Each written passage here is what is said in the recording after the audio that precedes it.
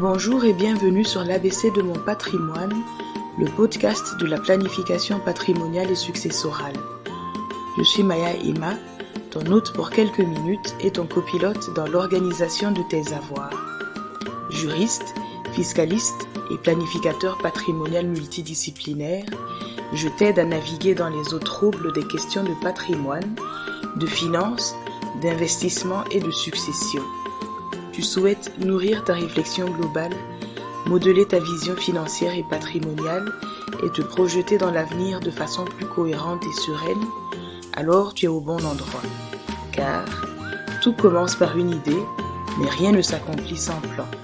Alors planifions ensemble.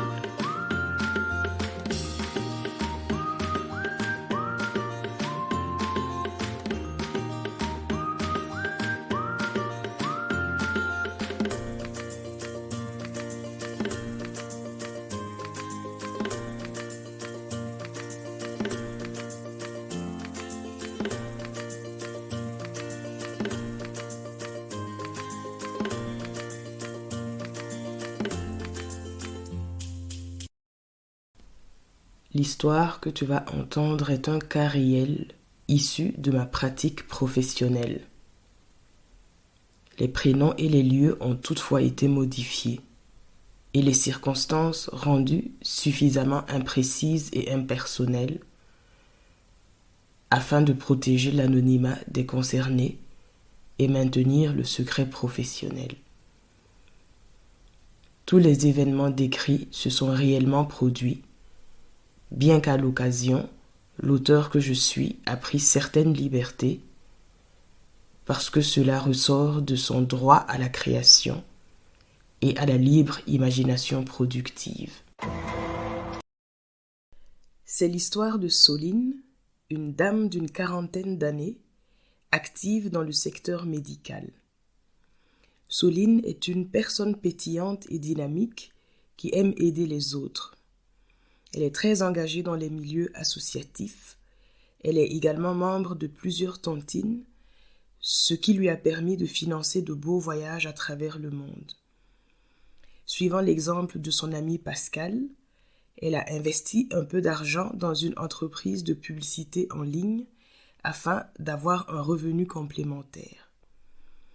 Il y a quelques années, elle a conclu un crédit bancaire pour acheter un logement au centre-ville où elle s'est installée avec Axel, son amoureux. Axel ne souhaitant pas se marier, ils ont opté pour le statut de la cohabitation légale afin d'être tout de même reconnus légalement comme un couple et se protéger mutuellement. Si tu ne sais pas ce que c'est, eh bien la cohabitation légale est une forme d'union civile instaurée dans certains pays occidentaux et à certains égards comparables au mariage. Par exemple, au Québec, on parle d'union civile.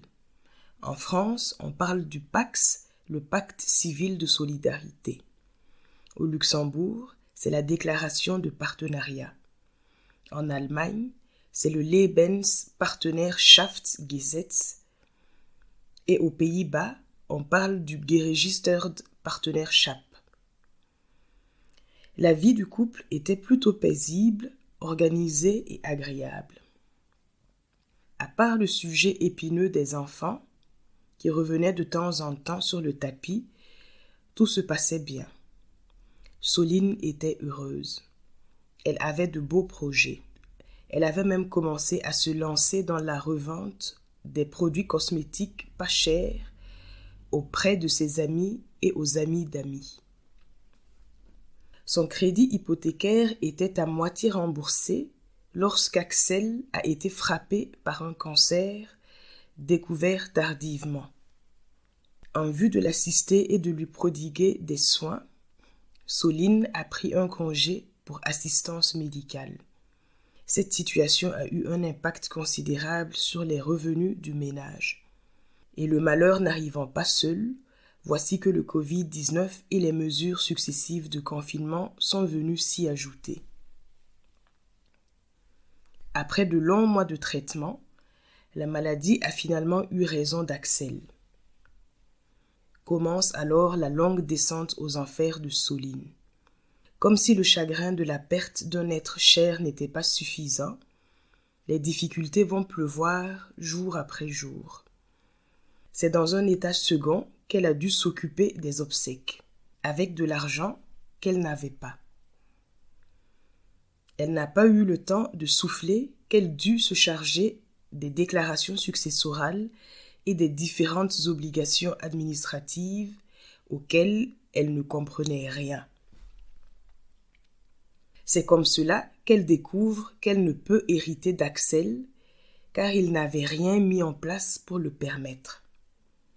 Pire, comme c'est Axel qui gérait tout et qu'elle lui faisait légitimement confiance, elle ne s'était pas rendue compte de l'accumulation de dettes, retard de paiement et procédures de saisie sur sa tête.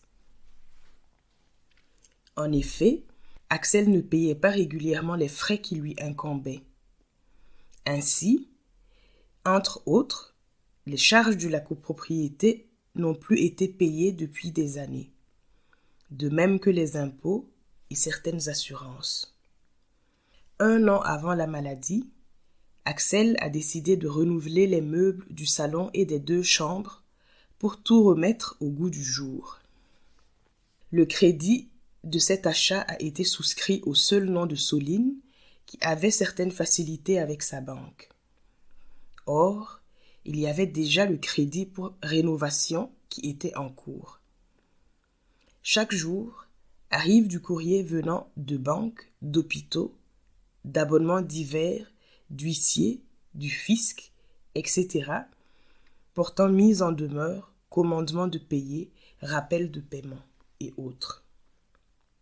Soline découvre aussi des impayés de loyer de garage et box loués par Axel pour y stocker des affaires. Comme elle n'en a jamais eu besoin, elle ne connaissait pas les accès bancaires de son homme, ni de ses réseaux sociaux d'ailleurs. Bref, à la date d'aujourd'hui, son appartement a été saisi et vendu pour rembourser les dettes et elle peine à se reloger. Son épargne personnelle a fondu comme neige au soleil. Ses meubles, achetés si chèrement, sont stockés de gauche à droite chez des amis. Elle souhaite entamer une procédure contre la succession d'Axel dans l'espoir de partager les dettes. Mais cela est rendu plus compliqué par la renonciation successorale de la famille d'Axel, qui ne collabore pas du tout avec elle dans cette situation. Il y a par ailleurs de nombreuses autres difficultés, comme celle de payer ses conseillers, celle de faire la preuve de certains montants et dettes, de savoir si une procédure contre la succession d'Axel vaut la peine d'être entamée dans la mesure où elle ne connaît ni les sommes encore disponibles sur les comptes d'Axel, ni la teneur concrète de son patrimoine personnel.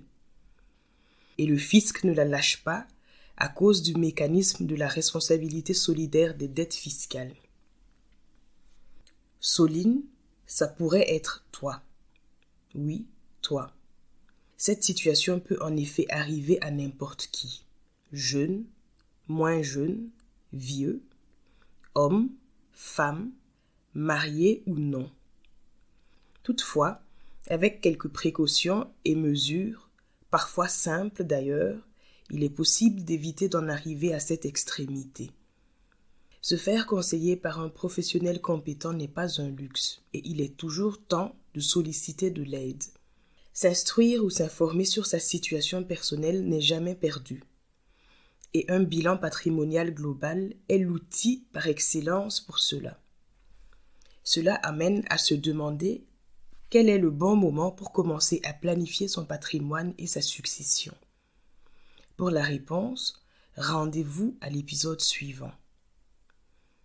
Attends, j'ai pas fini.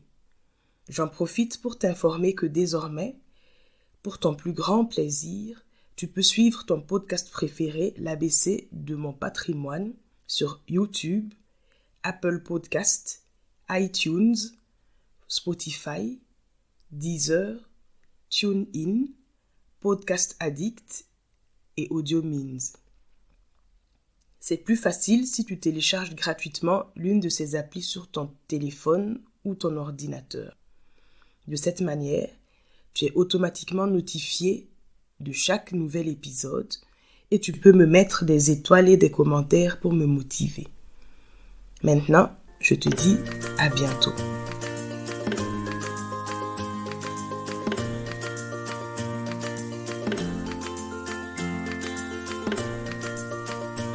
Ça y est, cet épisode sur la planification patrimoniale et successorale touche à sa fin.